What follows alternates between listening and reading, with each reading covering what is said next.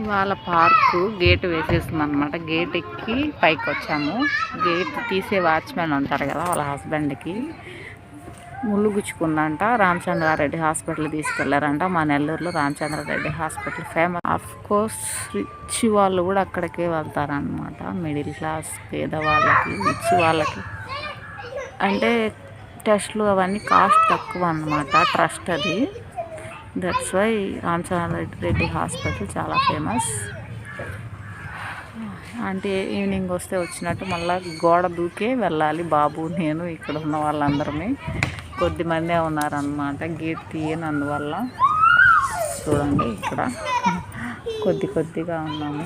అందరూ గేట్ దాటి వస్తున్నారు, అంటే గోడలు ఎక్కువ వస్తున్నారు అన్నమాట. ఏం చేయాలో తెలవట్లేదు. పెళ్ళిళ్ళు చేసుకుంటే పేరెంట్స్ చెప్పిన పెళ్ళిళ్ళు చేసుకోండి ఫ్రెండ్స్. మీ ఇష్ట ప్రకారం పెళ్ళిళ్ళు చేసుకోవద్దు. ఫుల్లీ ఎక్స్పీరియన్స్తో చెప్తున్నా. నలుగురున్న ఇళ్ళల్లో పెళ్ళిళ్ళు చేసుకోండి. ఏ కష్టం వచ్చినా అంట వెళ్ళిపోద్ది. మీరే సింగిల్గా ఉండి మీరు మీ హస్బెండే అయితే ఖచ్చితంగా ఆ ప్రాబ్లం అనేది మీ చుట్టూ వైఫై లాగా తిరుగుతూనే ఉంటుంది. అది సాల్వ్ అయ్యి ఒకవేళ సాల్వ్ అవ్వలేదే మళ్ళీ ఏదో ఒకటి చేసిపోతుంది. అది తట్టుకునే శక్తి ఉండి మంచి ఇదిగా ఉన్న వాళ్ళైతే లేదు. గోడ దూకొచ్చాం, జంప్ అంతే. గోడ క్లోజ్ చేస్తున్నారు కదా, లాక్. పాపం కష్టాలు. రారా వచ్చేసేయండి.